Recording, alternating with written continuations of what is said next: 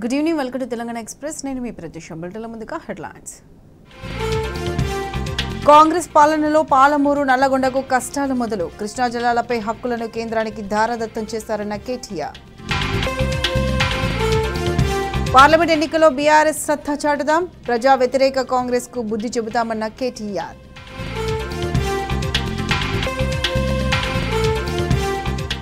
BRS సర్కార్ హయాంలోనే RTC విలీన ప్రక్రియ పూర్తి, ప్రభుత్వం వెంటనే appointed day ప్రకటించాలన్న Harish Rao. AP Ambedkar Konaseema జిల్లాలో ఎమ్మెల్సీ కవిత పర్యటన, ముత్యాలమ్మ ఆలయ పునఃప్రతిష్ఠ కార్యక్రమానికి హాజరు. రైతు బంధు, రైతు రుణమాఫీపై చేతులెత్తేసిన రేవంత్ సర్కార్, హామీలు అమలు చేసేదాకా వదిలేది లేదన్న జోగురామన్న.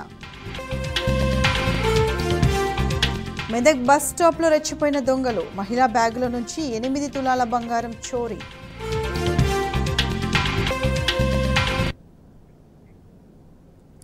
ఇక అప్డేట్ చూస్తే తెలంగాణ రాష్ట్ర కళను సాకారం చేసిన పార్టీ బీఆర్ఎస్ అన్నారు కేటీఆర్. ప్రజల గుండెల్లో కేసీఆర్ ఎప్పటికీ నిలిచి ఉంటారన్నారు. పార్లమెంట్ ఎన్నికల్లో ప్రజలు కాంగ్రెస్ పార్టీకి బుద్ధి చెప్పడం ఖాయమని స్పష్టం చేశారు. ఇంతవరకు హామీలను నెరవేర్చలేదని, 6 గ్యారంటీలను ఏమయ్యాయని ప్రశ్నించారు. సంక్షేమ పథకాల లబ్ధిదారుల ఎంపికల్లో కొత్త నిబంధనలు తెస్తున్నారని మండిపడ్డారు. అందరికీ సంక్షేమ పథకాలు అందేలా చూడాలన్నారు. శ్రీకృష్ణుడు శిశుపాలుడు 100 తప్పులు చేసేదాకా ఎదురు చూసిండట. మేము కూడా అట్లే అనుకున్నాం, 100 తప్పులు చేసేదాకా ఆగుదాం, 100 రోజులు ఆగుదామని. కానీ అట్లా లేదు పరిస్థితి. ఆల్రెడీ ఒక్కొక్కటి ఎగ్గొట్టే ప్రయత్నాలు ప్రారంభమైనాయి. గ్రామాన కరడు గట్టినోళ్ళు ఏ పదవి ఆశించకుండా, ఏ లాభం ఆశించకుండా, కేవలం కేసీఆర్ గారి మీద ప్రేమతో, తెలంగాణ మీద ప్రేమతో ఉన్న వాళ్ళు లక్షల మంది ఇలా గ్రామాల్లో ఉన్నారు. ఏమన్నా స్వార్థం ఉంటే నాకు ఫలానా పదవి రాలే, నాకు ఫలానాది రాలే, నాకు ఫలానా గౌరవం రాలే అని నాయకులకు ఉండొచ్చు తప్ప కార్యకర్తలకు ఆ బాధ ఏం లేదు. ఎంతో మంది చెప్తున్నారు, మాకు రైతులు బాధపడుతున్నారు. అన్నా, కేసీఆర్ ఉన్నప్పుడు రైతు బంధు వారం 10 రోజుల లోపలనే టింగు అనుకుంటా 7,600 కోట్ల రూపాయలు మా ఖాతాలో పడుతుండే. కానీ ఇవాళ ఈ రేవంత్ రెడ్డి వచ్చిన తర్వాత, ఈ ప్రభుత్వం వచ్చిన తర్వాత నీకు పడ్డదా అంటే రైతు బంధు నీకు పడ్డదా అని ఒకళ్ళ ముఖాలు ఒకళ్ళు చూసుకునే పరిస్థితి వచ్చిందన్నా. మరి 3 నెలలకు వస్తుందా, 6 నెలలకు వస్తుందా తెలువని పరిస్థితి ఉన్నదనే మాట ఊర్లలో రైతులు చెప్తా ఉన్నారు. మనం మన జీవితంలో అసాధ్యం అనుకున్న తెలంగాణనే తెచ్చిన నాయకుడు మన ముఖ్యమంత్రి, మన తొలి ముఖ్యమంత్రి కేసీఆర్ గారు మనకున్నారు. వచ్చిపోయే ముఖ్యమంత్రులు మస్తుగా ఉండొచ్చు, వచ్చిపోయే ముఖ్యమంత్రులు రేపు భవిష్యత్తులో కూడా మస్తు మంది వస్తుండొచ్చు. కానీ తెలంగాణ తెచ్చినోడు మాత్రం ఒకే ఒక్కడు, మన నాయకుడు కేసీఆర్. పాలమూరు రంగారెడ్డి ఎత్తిపోతల పథకానికి జాతీయ ప్రాజెక్టు హోదా ఇస్తామని చెప్పి ఇవాళ నమ్మబలికి 10 ఏళ్లలో ప్రభుత్వాన్ని నడిపి కూడా మనకు జాతీయ ప్రాజెక్టు ఇయ్యని ప్రధానమంత్రి ఎవడని ఉన్నాడా అంటే నరేంద్ర మోడీ మాత్రమే. ఇంకొక వైపు ఒక జాతీయ పార్టీ ఏమో మన పాలమూరు రంగారెడ్డి ఎత్తిపోతల పథకానికి జాతీయ హోదా ఇవ్వకుండా పక్కనే ఉన్న కర్ణాటకలో అప్పర్ భద్రా ప్రాజెక్టుకు మాత్రం జాతీయ హోదా ఇచ్చింది. ఇంకొక పార్టీ, జాతీయ పార్టీ కాంగ్రెస్ పార్టీ, మన కృష్ణా నీళ్ల మీద ఉండే ప్రాజెక్టులను కేఆర్ఎంబి కప్పజెప్పి, కృష్ణా రివర్ మేనేజ్మెంట్ బోర్డు కప్పజెప్పి మన జుట్టును ఢిల్లీ ఓన్ చేతులు పెట్టొచ్చింది. మరొక ప్రభుత్వం 10 ఏళ్లు కేసీఆర్ ఉన్నప్పుడు మన మెడ మీద కత్తి పెట్టినా మనం ప్రాజెక్టులు ఇయ్యలే వాళ్ళకి. కానీ రేవంత్ రెడ్డి రాగానే మరి ఏం జరిగిందో, మోడీ బెదిరించిండా లేకపోతే ఢిల్లీలో ఉన్న వాళ్ళు ఇంకెవరైనా వేరే సలహా చెప్పిండ్రా తెలియదు.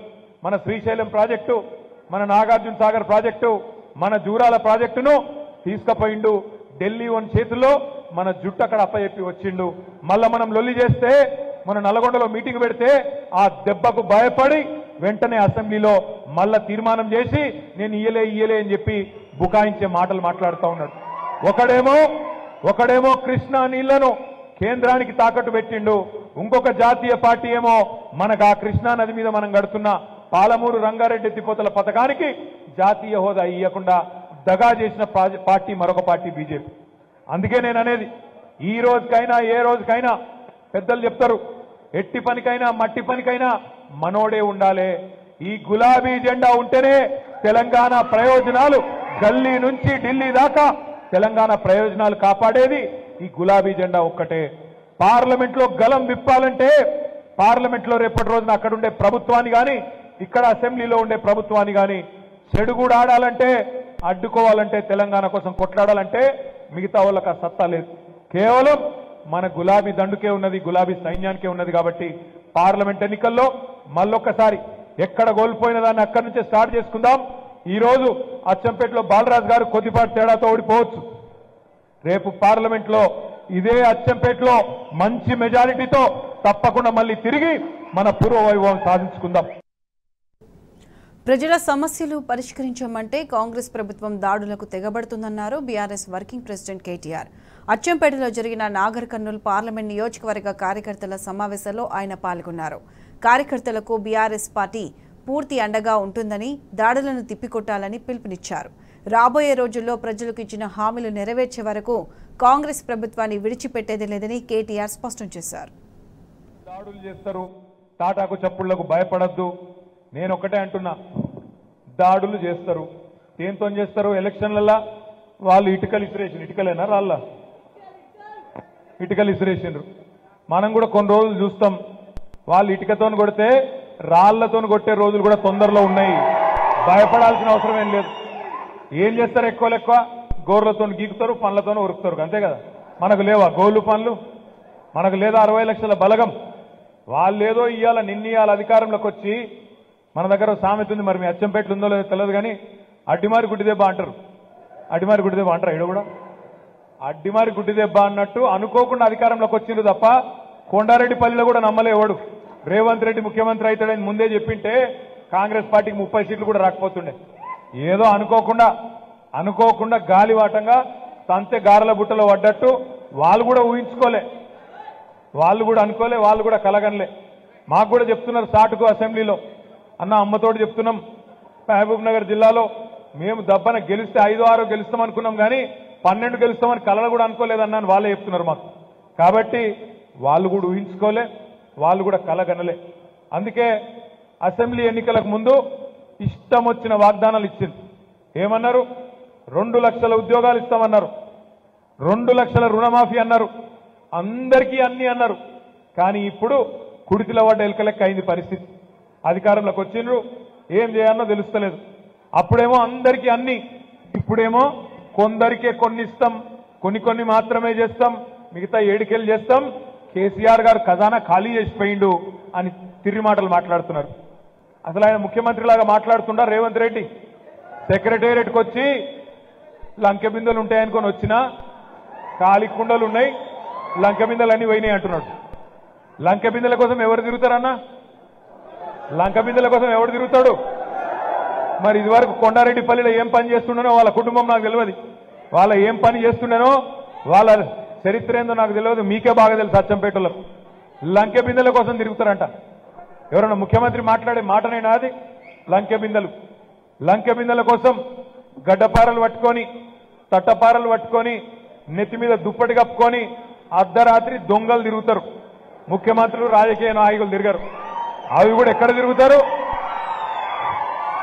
పాడుబడ్డ కోటలల్లా, పాత గడిలల్లా, పాత దేవాలయాలల్లా అర్ధరాత్రి దొంగలు తిరుగుతుంటారు. మరి రేవంత్ రెడ్డి గారి పాత బుద్ధులు మళ్ళా తనుకొని బయటకు వస్తున్నట్టున్నాయి. ఇవాళ ఆయన మాట్లాడుతున్నాడు పెద్ద పెద్ద మాటలు. ఇక ఆయన ఏమేం మాట్లాడుతున్నాడో మీరు చూస్తున్నారు. కాంగ్రెస్ పార్టీ గుండాల దాడిలో తీవ్రంగా గాయపడిన జర్నలిస్టు శంకర్ను బీఆర్ఎస్ నాయకులు రాజారాం యాదవ్ పరామర్శించారు. శంకర్పై దాడి చేసిన వ్యక్తులను వెంటనే అరెస్ట్ చేయాలని డిమాండ్ చేశారు. శంకర్ గౌడ్పై దాడి తెలంగాణ సమాజంపై జరిగిన దాడిగా వ్యాఖ్యానించారు. ప్రజాపాలన పేరుతో తెలంగాణలో కొందరు చిల్లర రాజకీయాలు చేస్తున్నారని రాజారాం యాదవ్ విమర్శించారు.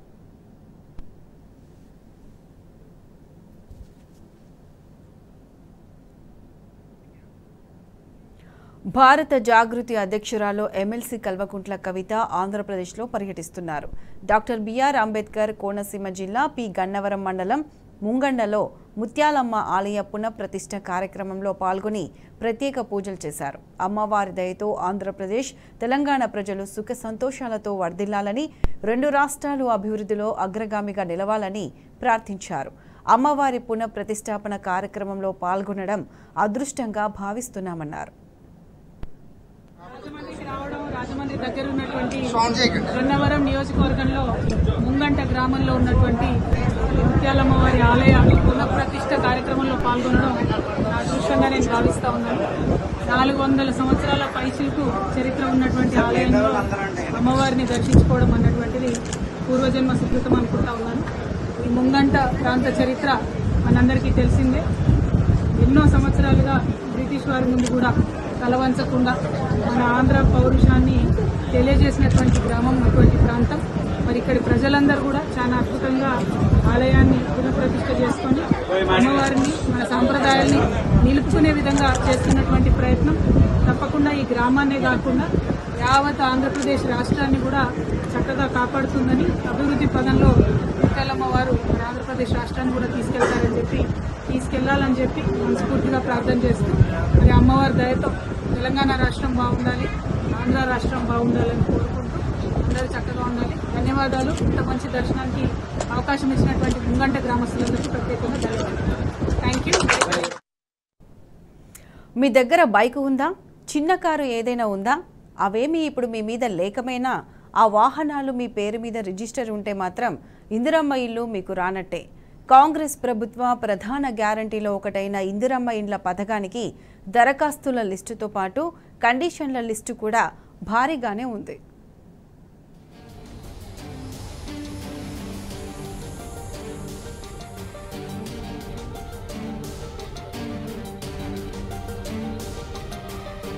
ఇందిరమ్మ ఇండ్ల కేటాయింపుపై కాంగ్రెస్ ప్రభుత్వం 1,00,000 షరతులు పెడుతున్నది.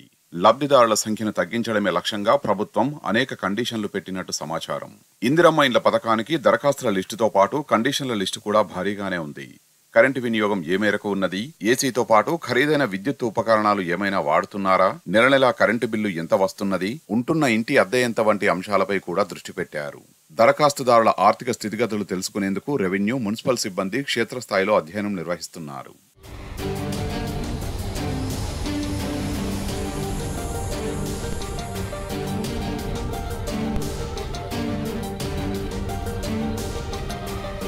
ఇందిరమ్మ ఇండ్ల పథకానికి 82,82,332 మంది దరఖాస్తు చేసుకున్నారు.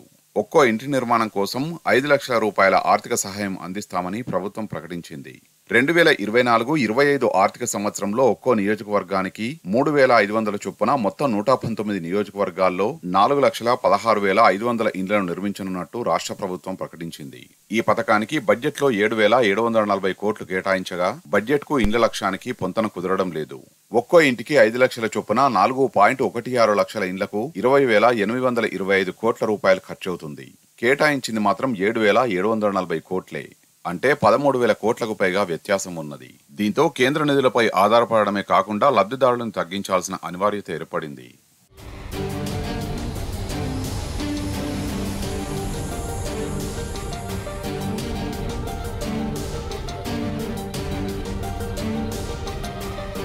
దరఖాస్తులను తగ్గించడమే లక్ష్యంగా ప్రభుత్వ పరిశీలన జరుగుతున్నదనే విమర్శలు వినిపిస్తున్నాయి. అందుకే లెక్కకు మించిన కండిషన్లు పెట్టినట్లు పరిశీలకులు చెప్తున్నారు. తెల్ల రేషన్ కార్డు ఉన్నదా, అది లేకుంటే ఆదాయ ధృవీకరణ, కుటుంబ ఆదాయం, ఆస్తులు, భూములు, పట్టణ ప్రాంతాల్లో ఇంటి జాగాలు ఉన్నాయా, కారు, ద్విచక్ర వాహనం, ఏసీ, ఫ్రిడ్జ్, వాషింగ్ మిషన్ ఉన్నాయా, ఇంట్లో ఎంతమంది పనిచేసేవారున్నారు, వారి నెల సంపాదన ఎంత, గతంలో ప్రభుత్వ లబ్ధి పొందారా, గత ప్రభుత్వంలో ఇల్లు మంజూరైందా తదితర అంశాలను క్షేత్రస్థాయిలో తెలుసుకుంటున్నారు. ప్రభుత్వ పరిశీలన చూస్తుంటే రోజువారీ కూలీలు కూడా ఈ పథకానికి అర్హత పొందడం కష్టమేనని అంటున్నారు. కడుపేదలకు మాత్రమే ఈ పథకాన్ని వర్తింపజేయాలని ప్రభుత్వం భావిస్తే వారికి సర్కారు ఇచ్చే 5 లక్షల రూపాయలతో ఇల్లు నిర్మించుకునేందుకు సొంత జాగా అయినా ఉండాలి కదా అని విశ్లేషకులు ప్రశ్నిస్తున్నారు.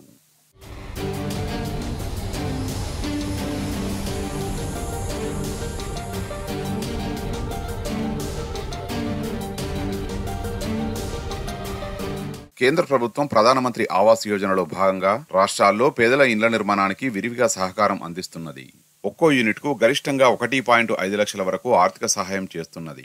కేంద్ర సహాయంతో పాటు రాష్ట్ర ప్రభుత్వం ఒక్కో ఇంటికి 3.5 లక్షలు జత చేయాల్సి ఉంటుంది. కేంద్రం నుంచి సహాయం పొందాలంటే వారు నిర్ధారించిన మార్గదర్శకాలకు లోబడి ఇండ్లను నిర్మించాల్సి ఉంటుంది. కనిష్టంగా 30 చదరపు మీటర్ల కార్పెట్ ఏరియాలో నిర్మించాలి.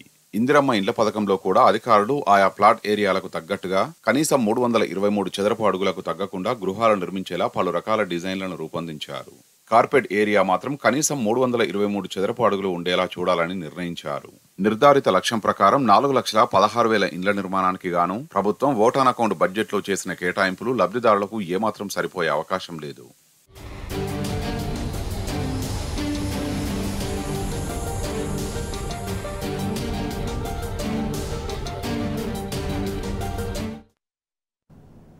కాళేశ్వరాన్ని కాంగ్రెస్ బలిపీఠంపై ఎక్కిస్తే ఆ పాపానికి నేడు రైతన్న బలవుతున్నాడు. కొన్ని నెలల కిందటి దాకా పచ్చని మాగణంగా వెల్లివిరిసిన తెలంగాణ నేడు మళ్లీ ఎర్రగా ఎండిపోయి పడావు పడుతుంది. 10 ఏళ్ల కిందటి పాపపు కాలం మళ్లీ దాపురిస్తున్నది. 60 ఏళ్లు ఏడిపించిన కాటకం మళ్లీ కొత్త నాటకమై ఆడుతుంది. కేసీఆర్ను విమర్శించేందుకు పెట్టిన సమయంలో సగమైన రేవంత్ ప్రభుత్వం రైతుల కష్టంపై దృష్టి పెట్టి ఉంటే నేడు ఈ పరిస్థితి రాకపోవడమో, కాలం కొంతం కాలేదోమో. కలిసి ఆలోచిస్తే ఈ కష్టాన్ని జయించేవాళ్ళేమో.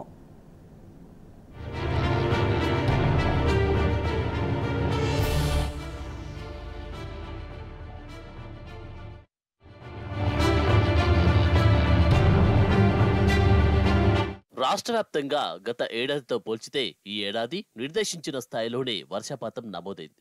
కృష్ణా ప్రాజెక్టులకు ఆశించిన స్థాయిలో వరదలు రాలేదు. గోదావరి బేసిన్లోని ప్రాజెక్టులు మాత్రం పూర్తి స్థాయిలో నిండాయి. అయినా గోదావరి బేసిన్లోనూ ప్రాజెక్టుల కింద పంటలు ఎండిపోతున్న దుస్థితి నెలకొంది. అందుకు ప్రధాన కారణం కాంగ్రెస్ ప్రభుత్వం అవగాహన రాహిత్యం, అనాలోచిత నిర్ణయాలేనని తేటతెల్లమవుతుంది. ప్రభుత్వం తీరుతో పంటలు ఎండిపోతూ ఉన్న రాష్ట్ర రైతాంగం ఆగమవుతున్నది, నష్టాల బారిన పడుతున్నది. గత బీఆర్ఎస్ సర్కార్ ప్రణాళికబద్ధంగా సాగు, తాగునీటి ఎద్దడి లేకుండా చూసేది. చెరువుల సంరక్షణ, పునరుద్ధరణపై ప్రత్యేక దృష్టి సారిస్తూ వచ్చింది. తద్వారానే 2 పంటలకు సాగునీటి భరోసా లభించింది. యాసంగిలోనూ నీరందగా పంటలు పండించుకునే పరిస్థితి ఉండేది. బీఆర్ఎస్ సర్కార్ రాష్ట్రంలోని వేల చెరువులను అక్కడి మేజర్, మీడియం ప్రాజెక్టులకు అనుసంధానం చేసింది. ప్రధాన గోదావరిలో ఎగువ నుంచి ప్రవాహాలు తగ్గిన వెంటనే మేడిగడ్డ నుంచి ప్రాణహిత జలాలను ప్రధాన ప్రాజెక్టులకు ఎత్తిపోసేది. ఆ జలాలను ప్రాజెక్టుల ద్వారా చెరువులకు మళ్లించేది. ఏటా ప్రతి అక్టోబర్ లేదంటే డిసెంబర్లో చెరువులు, చెక్ డ్యాంలను క్రమం తప్పకుండా నింపుతూ ఉండేది. ఫలితంగా భూగర్భ జలాలు పడిపోకుండా ఉండేవి. 24 గంటల కరెంటుతో బోర్ల ద్వారా పంటలు పండేవి. చిన్న లిఫ్ట్ కూడా సమర్థవంతంగా వినియోగించుకునే అవకాశం ఏర్పడింది. కానీ కాంగ్రెస్ సర్కార్ ఈ ఏడాది ఆ పనేం చేయలేదు.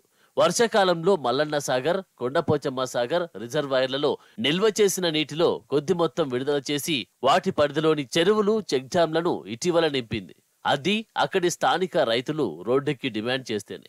మిగతా చోట్ల చెరువులను నింపకపోవడంతో భూగర్భ జలాల మట్టాలు భారీగా పడిపోతున్నాయి.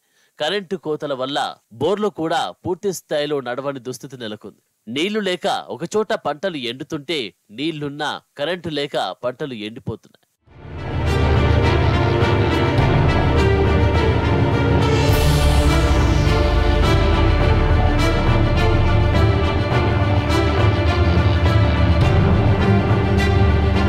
కాంగ్రెస్ అధికారంలోకి వచ్చినప్పటి నుంచి కాళేశ్వరం ప్రాజెక్టును గత బీఆర్ఎస్ సర్కార్ను బదనాం చేయాలని చూసింది తప్ప యాసంగి సాగునీటి అవసరాలు ఏమిటి, నీటిని ఎలా అందించగలం, కార్యాచరణ ఏమిటి అన్న దానిపై దృష్టి సారించలేదు. ఒకసారి మంత్రుల బృందం, మరోసారి సీఎం రేవంత్ రెడ్డి స్వయంగా ప్రాజెక్టును సందర్శించారు తప్ప సాగునీటి అవసరాలపై మాత్రం అధికారులతో సమీక్షించింది లేదు. భవిష్యత్తు సాగునీటి అవసరాలను దృష్టిలో పెట్టుకుని ముందస్తుగా జలాలను ఎత్తిపోసుకోవాలని దానిపై దృష్టి సారించడం లేదు. కనీసం యాసంగి సాగుకు సిద్ధమవుతున్న రైతులనైనా అప్రమత్తం చేసిందా అంటే అది లేదు. ఆ దిశగా ఆలోచించిందా అంటే అది లేదు. ఈ ఏడాది చెరువులు, చెక్ డ్యాంలను నింపకపోవడం వల్ల భూగర్భ జలాలు పడిపోతున్నాయి. దీనికి భూగర్భ జల శాఖ నెలవారీ నివేదికలే నిదర్శనం. బోర్లు నడవడం కష్టంగా మారింది. కరెంటు కోతలు కూడా కొనసాగుతుండటంతో బోరు బావుల ద్వారా వ్యవసాయం ప్రశ్నార్థకంగా తయారైంది. ఇప్పటికే పలుచోట్ల పంటలు ఎండిపోతుండగా రైతాంగం తీవ్రంగా నష్టపోతున్నది.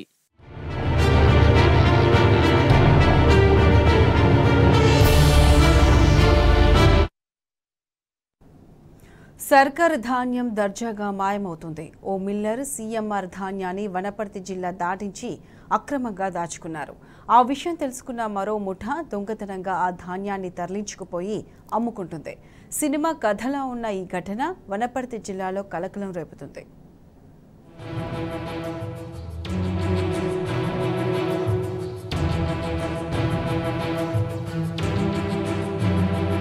ఓ మిల్లర్ సీఎంఆర్ ధాన్యాన్ని జిల్లా దాటించి అక్రమంగా దాచుకున్నారు. ఆ విషయం తెలుసుకున్న మరో ముఠా దొంగతనంగా ఆ ధాన్యాన్ని తరలించుకుపోయి అమ్ముకుంటున్నది. సినిమా కథలా ఉన్న ఈ ఘటన వనపర్తి జిల్లాలో కలకలం రేపుతున్నది.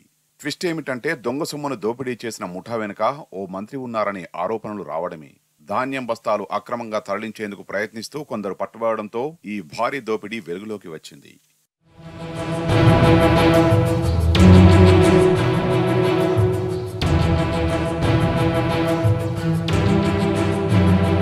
కొన్ని రోజులుగా వనపర్తి జిల్లాలో సీఎంఆర్ ధాన్యం తీసుకున్న రైస్ మిల్లర్లు తిరిగి ప్రభుత్వానికి అప్పజెప్పకపోవడంతో భారీ కుంభకోణానికి తెరలేచింది. ఈ నేపథ్యంలో ఒక జిల్లా అధికారి సోదరుడికి చెందిన 1,00,000 ధాన్యం బస్తాల గుట్టు తెలుసుకున్న మంత్రి అనుచరులు కొందరు వాటిని తరలించుకుపోయి సొమ్ము చేసుకోవాలని ప్రయత్నిస్తూ పట్టుబడ్డారు. అక్రమాలకు పాల్పడిన రైస్ మిల్లర్లను వదిలేది లేదని, అవసరమైతే కేసు నమోదు చేయాలని ఇటీవల గద్వాల, వనపర్తి జిల్లాల్లో జరిగిన సమీక్షా సమావేశాల్లో హెచ్చరికలు జారీ చేసిన సదరు మంత్రి అనుచరులే ఈ దోపిడీకి పాల్పడడం గమనార్హం. పైగా మంత్రి సొంత నియోజకవర్గంలోనే ఈ చోరీ యత్నం జరగడం సంచలనంగా మారింది.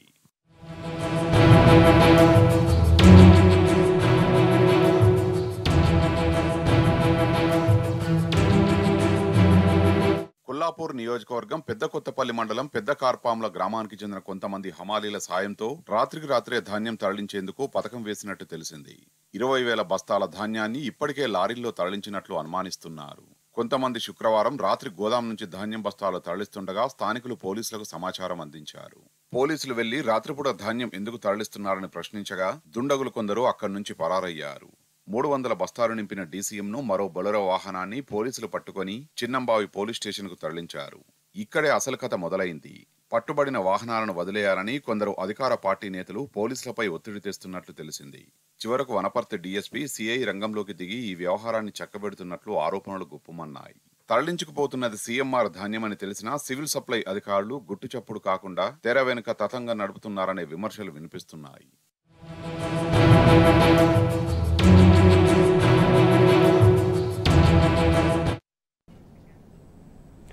ఇవి bulletin updates. Keep watching tea news.